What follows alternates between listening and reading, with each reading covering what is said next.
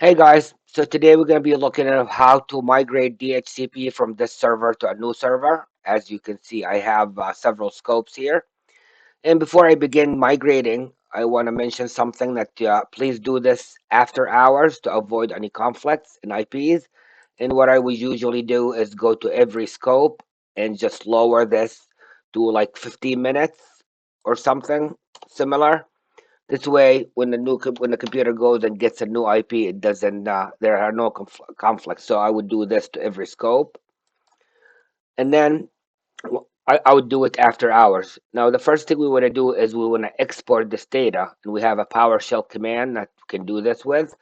And I'm going to leave this PowerShell command in the description below.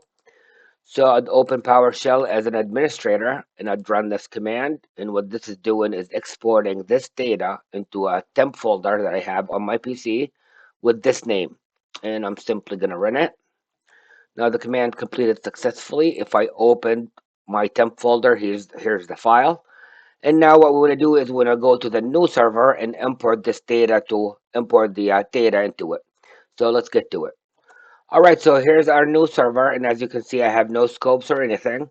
And what I did is I copied the DHCP data file that we exported from the original server into the temp folder here. And I'm gonna just run the import command, which I'm also gonna leave in the description below on PowerShell.